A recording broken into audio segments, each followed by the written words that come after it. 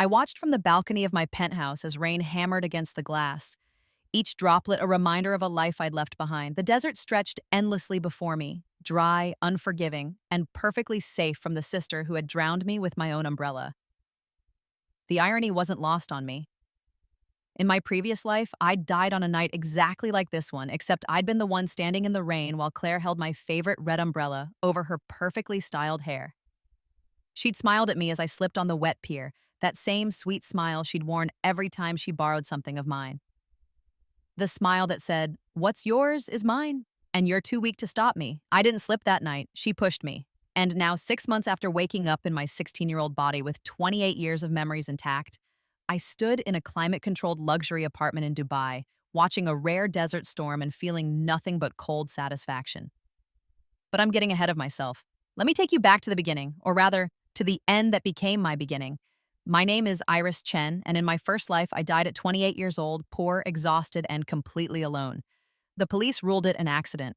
My family didn't even bother to attend the funeral, just had me cremated and scattered in the cheapest plot available. I know this because I watched it happen, a ghost in my own story before everything went white, and I woke up gasping in my childhood bedroom, staring at walls I'd painted when I was 15. The memories of both lives crashed into me simultaneously, the past I'd already lived and the past I was currently inhabiting. It took 3 days of careful observation before I accepted the impossible truth. I was 16 again, with 12 years of future knowledge burning in my brain like a roadmap to redemption. But first, I had to understand how I'd gotten here the first time. My mother, Linda Chen, was a real estate agent who'd married my father, David Chen, when I was 2 years old. My biological mother had died in childbirth, a fact Linda never let me forget. "I raised you like my own," she'd say, her voice dripping with martyrdom. After I gave birth to Claire, I could have focused only on my real daughter, but I included you. Remember that, Iris. Claire was born when I was 3. From the moment she could toddle, she learned that taking my things was not only acceptable, but encouraged. My toys became family toys. My clothes were being selfish if you don't share. My allowance went toward family expenses that somehow always benefited Claire. In my first life, I'd accepted it. I'd been the good daughter, the understanding sister, the one who made sacrifices so Claire could shine. I paid for her SAT prep classes by working 3 part-time jobs in high school. I took out student loans so she could go to Stanford while I attended community college. I moved to a studio apartment with mold in the bathroom so I could send money home for her sorority fees. And through it all, there was the umbrella. It was a vintage red umbrella I'd found at a thrift store when I was 17, sturdy, elegant, with a carved wooden handle. It cost me $5, which was a fortune back then, saved from weeks of skipping lunch. But I loved that umbrella. It was the first thing I'd ever bought just because I wanted it, not because I needed it. Claire borrowed it the first rainstorm after I brought it home, then the second, then every single rainstorm for the next 11 years. "It matches my raincoat better," she'd say, or "Mine broke and I have an important meeting," or simply, "You don't mind, right, Iris? You never mind." She was right. I never minded, not out loud anyway. The umbrella became a symbol of everything wrong with our relationship. She took, and I gave, and everyone acted like this was the natural order of things. When I finally asked for it back permanently, one time in my first life when I was 26, my mother called me selfish. "It's just an umbrella," Linda had said. "Why are you being so petty? Claire needs it for her job interviews. You work from home. When did you become so small-minded?" I gave in, like I always did. Claire took the umbrella to her interview at Morrison & Associates, a prestigious marketing firm. She got the job. I was happy for her, or at least I pretended to be. 2 years later, she used that same umbrella to shield herself from the rain while she pushed me off the pier. We'd gone to the waterfront to celebrate her promotion to senior account manager, a position she'd secured partially through a campaign strategy I'd ghostwritten for her at 2 in the morning after my own 12-hour shift. She'd treated me to dinner at an expensive restaurant, which should have been my first warning. Claire never spent money on me unless she wanted something. After dinner, we walked along the pier. She was holding my red umbrella. I'd asked for it back earlier that day, really asked, firmly, because I'd finally landed a good job and wanted to look professional walking into the office. She'd laughed and said we'd discuss it later. Later came on that pier. You can't have it back, she said, stopping near the railing. The water below was black and churning from the storm. You can't have anything back, Iris. Do you know why? I should have run. Should have seen it in her eyes. That cold calculation I'd mistaken for sisterly love my entire life.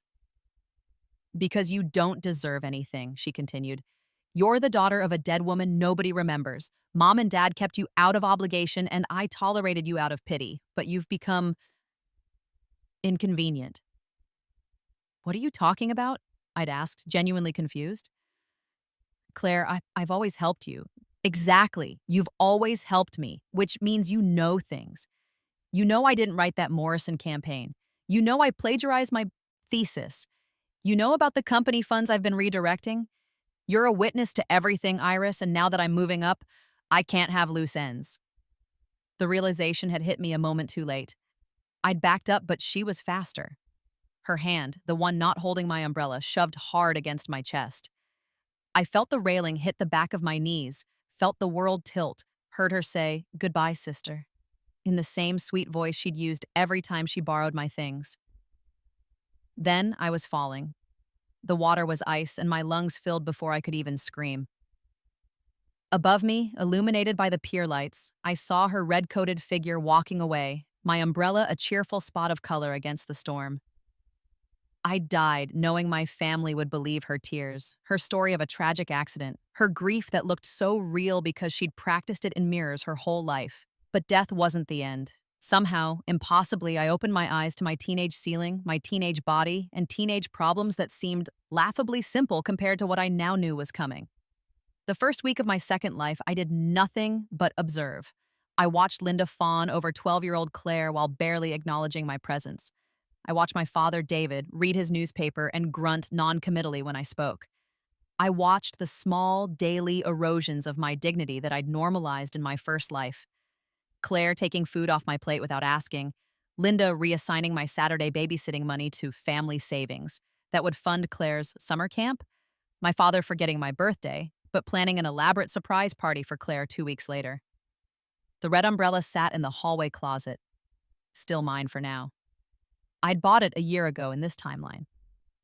Claire hadn't started borrowing it yet because her friends hadn't commented on it yet, but they would at the school picnic next month. Then she'd take it and never really give it back.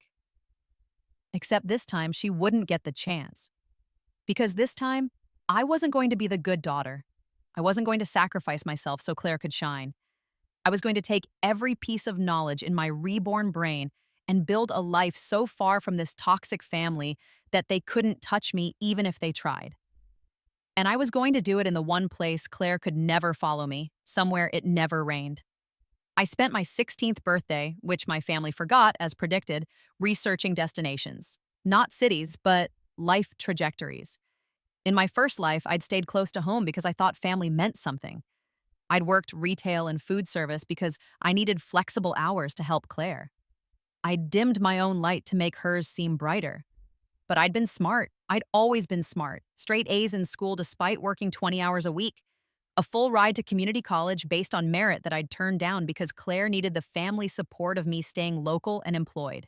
In my first life, I'd been too ground down to recognize my own potential. In this life, with 12 years of perspective, I saw clearly what I'd been. A genius they'd convinced was average. I pulled out my old SAT prep books, the ones I'd bought with babysitting money before giving them to Claire, and started studying.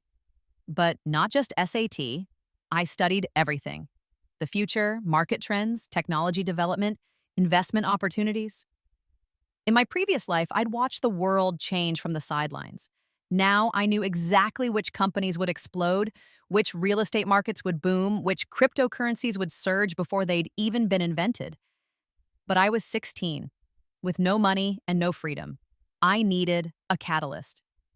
That's when I remembered Uncle James. Uncle James wasn't really my uncle. He was my biological mother's brother, which meant he was blood related to me but had no connection to the Chen family otherwise. In my first life, I'd met him exactly once at my funeral, or rather, I'd seen him there as a ghost, standing at the back, looking angry and sad. I'd learned later, in those strange moments between death and rebirth, that he'd tried to contact me several times growing up, but Linda had blocked him, saying she didn't want complications from my biological mother's side of the family. He lived in Seattle and had made his fortune in tech. He was also, according to the ghostly knowledge that had come with my rebirth, childless, and had always regretted losing touch with his sister's only child. I found his email address through 3 hours of internet detective work. Then I sat down and wrote the most important letter of my second life. Dear Uncle James, you don't know me, but I'm Iris Chen, daughter of Catherine Wei. I'm 16 years old and I need help. My stepmother has kept us apart, but I remember Mom through the photo album you sent when I was 7, which I found hidden in the attic. I have your eyes and her smile, and I'd very much like to know the family she came from. If you're willing, could we meet? I understand if too much time has passed, but I'm hoping it hasn't. Your niece, Iris. I sent it from a library computer so Linda couldn't monitor my email. Then I waited. Uncle James replied in 6 hours. 3 days later, he was standing in a coffee shop across town, and I was seeing my biological mother's face in his features. The high cheekbones, the warm eyes, the intelligent expression that had been carefully edited out of every photo Linda had kept of her. My God, he said when he saw me. You look just like Catherine. What happened? I've tried to reach you for years. I told him an edited version of the truth, that Linda had isolated me from my mother's family, that I felt like an outsider in my own home, that I wanted to know where I came from. I didn't mention the abuse outright, not yet. I needed to be strategic. What I did mention was my grades, my test scores, my potential that was being overlooked because of financial constraints. I mentioned casually that I'd been researching international schools and had become fascinated by programs in Dubai. Excellent education, incredible opportunities, and most importantly, scholarship programs for exceptional students. Uncle James leaned back, studying me with the analytical gaze of a man who'd built an empire through reading people. Dubai, he said slowly. That's very far from Seattle, from San Francisco. It's very far from Rain, I said, and something in my voice must have conveyed the weight behind those words because his expression sharpened. Tell me what's really happening, Iris. And don't spare the details. So I told him. Not about the rebirth or the murder, I wasn't stupid enough to sound insane, but about the umbrella, about the borrowing that was really stealing, about the money I earned that disappeared into family accounts, about Claire's achievements that were built on my work, about a father who checked out and a stepmother who made sure I knew every day that I was the unwanted reminder of a woman she'd replaced. I can't prove most of it, I finished. They're careful to make it look normal. But Uncle James, I'm drowning in this house, and if I don't leave soon, I'm afraid I stopped. The words too true to speak. I was afraid I'd die again, in this life as in the last, because I couldn't escape the undertow of their toxicity. Uncle James was quiet for a long moment. Then he said, Your mother made me promise before she died that I'd look after you if anything happened to her. I failed that promise. Let me fix it now. The next 3 months were a carefully orchestrated extraction. Uncle James hired a lawyer who discovered that Linda had been intercepting his letters and gifts for years, a legally questionable action that could affect custody arrangements. He also hired a forensic accountant who found that my babysitting and part-time job earnings, which should have been held in a trust until I was 18, had been systematically transferred to accounts under Linda's control. My father, when presented with this information, folded immediately. He'd never fought for anything in his life, and he wasn't about to start for me. Linda raged and threatened, but Uncle James's lawyer made it clear. They could face charges for financial exploitation of a minor, or they could sign the custody papers and let me go. Claire, who was 13 now and beginning to understand that the family piggy bank was about to walk away, threw a spectacular tantrum. She'd counted on my earnings to fund her upcoming birthday trip to Disneyland. She'd planned which of my clothes she'd grow into. She'd assumed, as she always had, that I'd be there to use. You can't leave, she screamed at me the night before I was set to move to Seattle with Uncle James. What about me? What about everything I need? I looked at my sister, who I'd died for in my first life, and felt nothing but cold satisfaction. Figure it out yourself, I said. Then I took my red umbrella from the closet, the one she'd been eyeing lately, and snapped it in half over my knee. And this? You can't borrow it anymore. The drive to Seattle was the longest and shortest drive of my life. Uncle James didn't push me to talk, which I appreciated. When we arrived at his modern house overlooking Puget Sound, he showed me to a room that was bigger than any space I'd ever called my own. "This is yours," he said. "Not for now or temporarily, yours." And Iris, nobody borrows your things here without asking. Nobody takes what you've earned. Your family, real family, and it's time you learned what that actually means. I cried for the first time since my rebirth.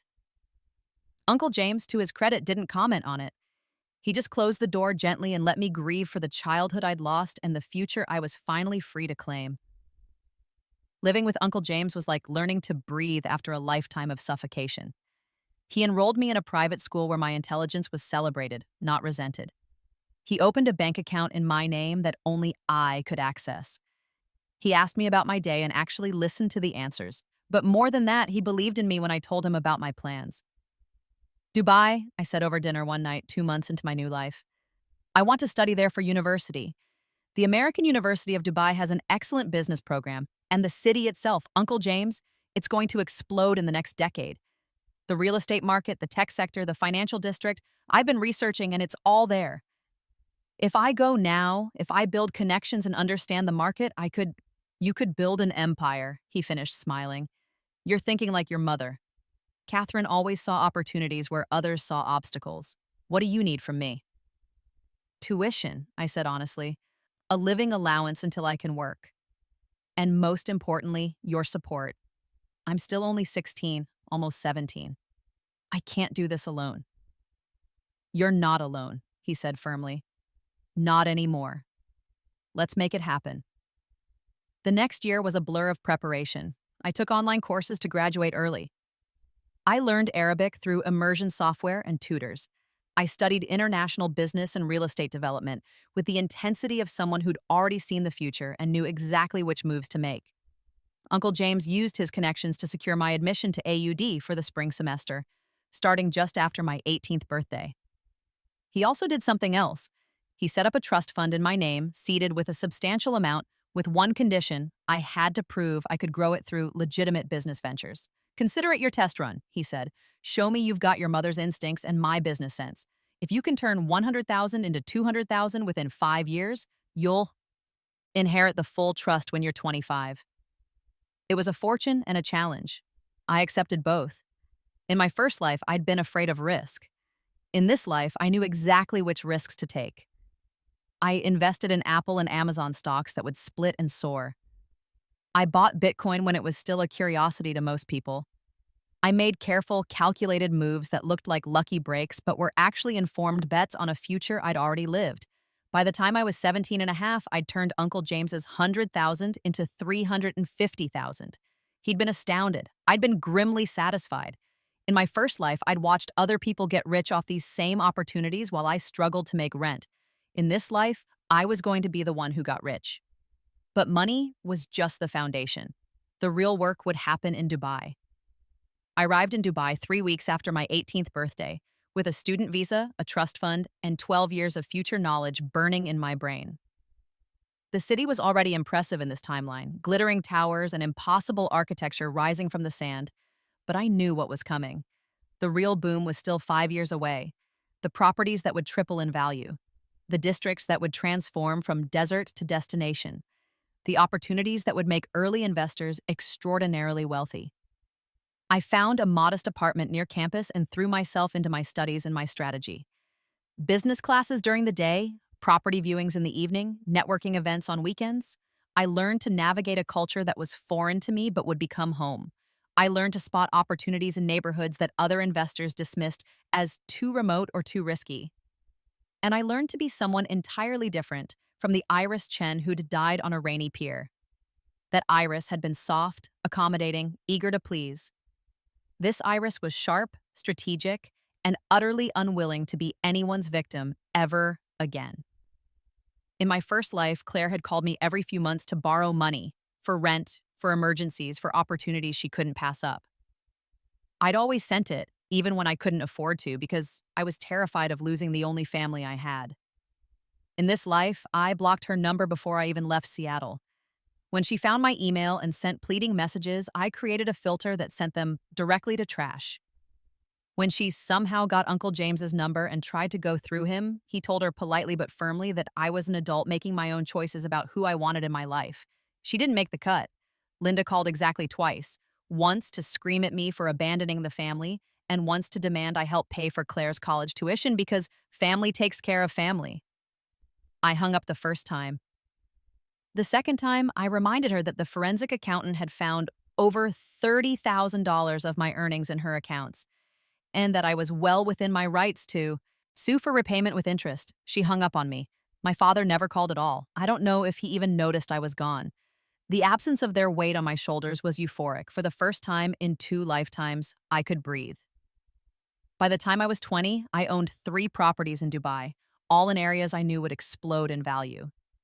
By 22, I'd launched a consulting firm that helped international investors navigate the Dubai real estate market. By 24, I was being featured in business magazines as one of the youngest success stories in Middle Eastern real estate. Uncle James attended my college graduation via video call, beaming with pride. "You've more than tripled the initial investment," he said. "The full trust is yours whenever you want it." "Keep it growing," I told him. "I'm doing just fine on my own." And I was, better than fine. I was thriving in a way that would have been impossible in my first life. I had a beautiful apartment with floor-to-ceiling windows overlooking the Persian Gulf. I had a career I'd built with my own 2 hands and my reborn mind. I had friends who valued me for who I was, not what I could provide. I had a life that was entirely, completely mine. The desert had saved me. The absence of rain meant the absence of umbrellas, and the absence of umbrellas meant the absence of sisters who borrowed and never returned. It was exactly what I needed. But the story doesn't end with my happiness. It ends with Claire's destruction because karma is real, and I am patient. I first heard from Claire again when I was 26. She found me through LinkedIn of all places, where my professional profile listed my company and achievements. Her message was a masterpiece of manipulation. "Iris, it's been so long. I've missed you so much. I know we had our differences, but you're still my sister.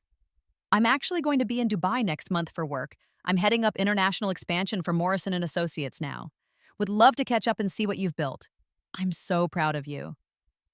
I stared at that message for a full minute. Memories of my first life crashing over me. Morrison and Associates. The job she'd gotten with my strategy. The company she'd embezzled from. The position that had given her the confidence to kill me because she thought she was untouchable. In my first life, by age 26, I'd been her ghostwriter, her ATEM, her safety net. She'd been climbing the corporate ladder using my ideas and her willingness to take credit for them. She'd been siphoning company funds into offshore accounts, and she'd been planning, though I hadn't known it, how to eliminate the one witness who could bring her down. This timeline had diverged when I left, but some things, apparently, remained the same. She'd still gotten the job at Morrison. She was still climbing. And if I knew Claire, she was still cutting corners and taking what wasn't hers. I could have ignored the message. Should have. Probably. I had no obligation to the girl who'd murdered me in another life. But then I thought about the umbrella. That stupid red umbrella that had symbolized every time I'd let her take from me. And I thought about the pier, the water, the look in her eyes as she'd called me inconvenient. Claire had borrowed her last thing from me. Now she was going to pay the bill. I wrote back, "Would love to catch up. Let me know when you're in town." Claire arrived in Dubai with the same confidence she'd always had. That unshakable belief that the world would bend to accommodate her. She'd grown into a beautiful woman, stylish and poised, with the kind of polish that came from opportunities she'd stolen from others. We met at an upscale restaurant in downtown Dubai, all glass and gold and city views. "Iris," she squealed, embracing me like we were long-lost friends instead of estranged sisters with a murder between us that only I remembered. "You look amazing. This city clearly agrees with you, and my God, I looked up your company. You're killing it." Poor choice of words. "I've done well," I said mildly, settling into my chair. "But tell me about you. International expansion? That's impressive." She needed no encouragement to talk about herself. Over expensive appetizers I'd ordered, she told me about her career trajectory, Embellished, I was sure, but probably close to the truth. She'd started at Morrison right out of college. She didn't mention I'd written her initial campaign, had risen quickly, she didn't mention whose work she'd claimed, and was now spearheading their Middle East expansion, which I knew, from industry contacts, was struggling badly. Actually, she said, leaning forward conspiratorially, that's kind of why I wanted to see you. Morrison is looking to invest in Dubai real estate, corporate housing, maybe some mixed-use developments. And you're the expert. I thought maybe we could work together, like old times. There had never been old times where we'd worked together. There had only been times where I'd worked and she'd taken credit. But I smiled and said I'd be happy to help family. The word family made her smile widen. She thought she'd won. She thought the desert had softened me, that distance had made me forget, that I was still the pushover sister who'd never say no. She had no idea that she was sitting across from a woman who remembered being murdered, who'd spent 10 years planning, who'd built an empire specifically so she'd have the power to destroy the people who'd destroyed her. Tell me what Morrison is looking for, I said, and I'll see what I can do. Over the next 3 weeks, I played the helpful sister perfectly. I showed Claire and her Morrison colleagues around Dubai. I introduced them to contacts. I provided market analysis and property recommendations. I made myself indispensable to their expansion plans, and every single piece of advice I gave them was designed to lead them into, disaster. The properties I recommended were all in areas I knew would be oversaturated and devalued within 2 years. The contracts I helped them review contained loopholes I'd spotted but didn't mention. The local partners I introduced them to were reputable enough to pass initial vetting, but had histories of backing out of deals when markets shifted. But that wasn't enough. That was passive sabotage. I wanted active destruction, the kind that would make headlines and end careers. For that, I needed to understand exactly what Claire was hiding this time around. So I offered to let her stay in my guest room to save on hotel costs for extended visits. She accepted immediately, of course she did. It was a luxury apartment she didn't have to pay for, and once she was living under my roof, it was easy to install monitoring software on her laptop when she left it unattended. What I found was beautiful in its predictability. Claire was still embezzling. She'd set up phantom consulting contracts with fake companies, paid them with Morrison funds, and funneled the money into personal accounts. It was more sophisticated than I'd expected her to be capable of, but the fundamentals were the same. She was a thief, just like she'd always been. She was also, I discovered, planning to screw over Morrison's Dubai expansion entirely. She'd been hired to make it succeed, but she'd realized that she could make more money if it failed, specifically by betting against the company's stock through a complicated arrangement with a hedge fund that would profit from Morrison's Middle East losses. It was almost impressive. She was planning to tank her own company's expansion, short the stock, and walk away rich while Morrison collapsed. And she was using my advice to do it. Recommendations she thought were good, but that she was deliberately implementing poorly to ensure failure. Claire had grown up to be exactly what she'd always been, a parasite who destroyed her hosts. Perfect. The trap I set was delicate and multi-layered. First, I anonymously tipped off Morrison's board about irregularities in their Dubai accounts. Not enough to point directly at Claire, not yet, but enough to trigger an internal audit. Second, I used my industry connections to ensure that every bad deal I'd steered Claire toward would close before she could back out. Contracts were signed, money was transferred, and Morrison was suddenly committed to properties and partnerships that would lose them millions. Third, and most satisfyingly, I contacted the Securities and Exchange Commission with detailed documentation of Claire's this short-selling scheme. Insider trading was a serious crime, especially when it involved deliberately sabotaging your own company's expansion. I had dates, bank transfers, and email records showing she'd been planning this for months. Then I invited Claire to dinner at my apartment to celebrate her successful Dubai expansion. She arrived in high spirits, carrying a bottle of expensive champagne that I'm sure she'd expensed to Morrison. To sisterhood, she toasted, raising her glass, and to profitable partnerships. Iris, I can't thank you enough for all your help. Morrison is thrilled with how things are progressing. Are they? I asked, checking my phone where messages were starting to come in. That's interesting because I'm hearing something different. Her smile faltered. What do you mean? I turned my laptop around to show her the financial news website where Morrison and Associates' stock was plummeting in after-hours trading. The headline read, Morrison and Associates under investigation for fraud, Dubai expansion collapses. The color drained from Claire's face. There must be some mistake. There's no mistake, I said calmly. The SEC has been investigating your little short-selling scheme. They have all your communications with the hedge fund. They know you deliberately sabotaged the Dubai expansion. And Morrison's forensic accountants have found your phantom consulting contracts. It's over, Claire. She was shaking now, champagne forgotten. How do you couldn't possibly. No, oh, I know everything. I stood up, walking to the window that overlooked the glittering Dubai skyline. I know you're a thief. I know you're a fraud.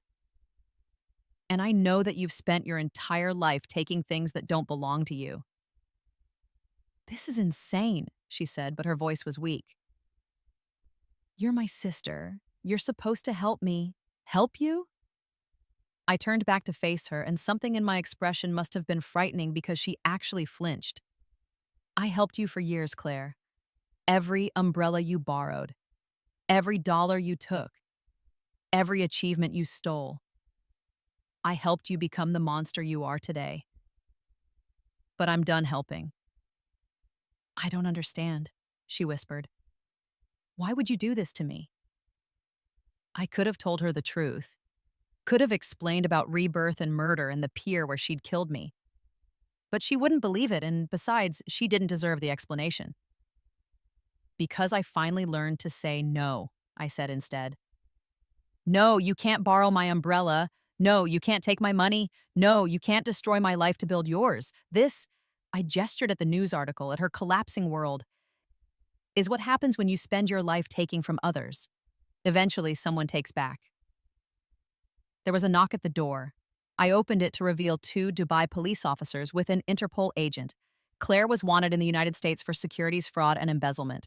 The charges carried a 20-year prison sentence. She looked at me, really looked at me, and for the first time in her life, I think she saw me clearly. Not as a resource to be exploited, but as a person who could bite back. You planned this, she said as the officers moved forward. All of it, you wanted me to come here. I did, I agreed. So I wanted you somewhere you couldn't run, couldn't hide behind family, couldn't manipulate your way out. Dubai has excellent extradition agreements with the United States. You're going home, Claire. Just not the way you planned. As they led her away, she was crying, real tears, probably for the first time in her life. Not tears of manipulation or performance, but genuine anguish at the consequences of her actions finally catching up to her. I felt nothing but satisfaction. The fallout was spectacular. Morrison and Associates sued Claire for damages and won a judgment in the tens of millions, money she didn't have and never would. Her trial was front-page news, a cautionary tale about corporate fraud and white-collar crime. She was sentenced to 18 years in federal prison with no possibility of parole for at least 12. But that wasn't even the best part. Linda called me for the first time in 8 years, her voice shrill with panic. Iris, you have to help Claire. She's your sister. The legal fees are bankrupting us. Your father lost his retirement helping her. We need you to... No, I said simply. She's not my sister. She never was. She was a parasite who took everything I had, and you enabled her. Now you're all paying the price. Goodbye, Linda. I hung up and blocked the number. David tried emailing, a pathetic message about family obligations and second chances. I deleted it without reading past the first line. He'd checked out of being a father when it mattered. He didn't get to check back in now. Claire wrote me from prison, dozens of letters that progressed from begging to bargaining to bitter recrimination. I returned them all unopened. She'd taken enough of my time in both lifetimes. That was 2 years ago. I'm 28 now, the same age I was when I died in my first life. The difference is staggering. In my first life, I'd been poor, exhausted, and isolated, on the verge of being murdered by the sister I'd sacrificed everything for. In this life, I'm a multi-millionaire with a company that's expanded across the Middle East. I have a penthouse apartment, a luxury car, friends I trust, and a life that's entirely my own. Uncle James visited last month. We stood on my balcony watching the sun set over the desert, and he said, "Your mother would be so proud of you." I am so proud of you. I'm proud of me too, I said, and I meant it. The desert storm I mentioned at the beginning? It lasted 3 days, a rare phenomenon that had the locals talking for weeks. I watched it from my climate-controlled apartment, completely dry, completely safe. When it ended, the desert bloomed with flowers that had been waiting years for enough water to emerge. That's what I am now, something that bloomed in the desert, strong and beautiful and entirely self-sufficient. I don't need rain. I don't need family who take more than they give. I don't need umbrellas to shield me from storms. I've learned to thrive in the driest place on earth. Last week, I received an email notification from the California Department of Corrections. Claire is up for parole review in 10 years. She'll be 41 years old with no career prospects, a criminal record, and a reputation that will follow her forever. The system is asking if I, as a victim of her schemes, have any statement to provide for her hearing. I wrote back one line. I have nothing to say to her, and she has nothing I want to borrow. Then I closed my laptop, picked up my coffee, and went back to designing my newest development project. A luxury residential complex in the fastest growing district in Dubai. It'll be finished in 3 years and will triple my net worth. The complex is going to be called the Iris. Not because I'm narcissistic, but because I want a permanent monument to the girl who died in the rain and the woman who bloomed in the desert. Every resident will know that story, will know that this building was built by someone who refused to stay buried. Uncle James suggested I put a fountain in the courtyard, a nod to my past, he said. I considered it, then decided on something better, a sculptural piece featuring a broken red umbrella, bronze and permanent, with a plaque that reads, "Some things should never be borrowed." It's petty, perhaps, but after 2 lifetimes of being walked over, I've earned the right to some pettiness. Besides, Claire will never see it. She's exactly where she belongs, somewhere far away, where she can't take anything from anyone ever again. I still own one umbrella, a sleek black designer piece that lives in my car just in case. It's not red, and it's not cheap, and it's not special. It's just functional. Because that's what umbrellas are supposed to be. Tools you use when you need them, not symbols of everything wrong with your family. Though honestly, in Dubai, I almost never need it. The desert protects me in ways the rain never could. Sometimes I wonder what would have happened if I hadn't been reborn, if I'd just stayed dead on that pier. Claire would have gotten away with everything. She'd have continued climbing, stealing, destroying, until she finally made a mistake too big to cover up. Maybe it would have taken 20 years instead of 10. Maybe she'd have hurt dozens more people before karma caught up. But I was reborn and I did stop her, and every person she would have victimized in the future is safe because I took her down. That knowledge lets me sleep peacefully in my desert sanctuary, far from storms and sisters who steal. The irony isn't lost on me that Claire destroyed herself by following me to the desert. She came to Dubai thinking she'd use me one more time, borrow my expertise like she'd borrowed my umbrella, take my knowledge, and leave me with nothing. Instead, she walked into the trap I'd spent 10 years preparing. She borrowed her way into prison. And unlike everything else she took from me, she can't give this back. Today is Thursday, November 13th, 2025, and I'm standing on my balcony watching dark clouds gather on the horizon, another rare desert storm approaching. My phone buzzes with a message from my assistant reminding me that the construction crew needs final approval on the broken umbrella sculpture for the Iris complex. I approve it immediately. Then I pour myself a glass of wine, settle into my comfortable outdoor furniture, and wait for the rain. When it comes, it's soft at first, then harder, turning the dusty desert into something green and alive. The water pools on my balcony but can't touch me. I'm under a retractable awning, protected and dry. I think about umbrellas, about how they're supposed to keep you safe from storms, about how Claire used mine as a shield while she pushed me into the water, about how I snapped it in half the day I left, breaking the symbol of my victimhood. And I think about how I don't need umbrellas anymore. I have skyscrapers and architecture and money and power. I have the kind of protection that can't be borrowed or stolen or broken. The storm rages and I smile. Because I've learned the most important lesson of my 2 lives. Sometimes the only way to save yourself is to move somewhere your enemies can't follow. Sometimes the only way to win is to refuse to play the game on their terms. And sometimes the best revenge isn't getting even. It's building something so magnificent that your enemy can only watch from behind bars while you thrive. Claire borrowed my umbrella every rainstorm. After Rebirth, I moved to the desert and made sure she'd never borrow anything again. That's not just survival, that's victory. And as I sit here in my multi-million-dollar penthouse watching the rain fall on a city I helped build, I can finally say what I never could in my first life. I'm free. The storm eventually passes, as storms always do. The desert will absorb the water and bloom again tomorrow. And I'll keep building my empire. One decision at a time. Every choice mine to make. Nobody borrows from me anymore. Not umbrellas, not money, not futures. I'm keeping it all for myself, and it's the sweetest justice I could have imagined.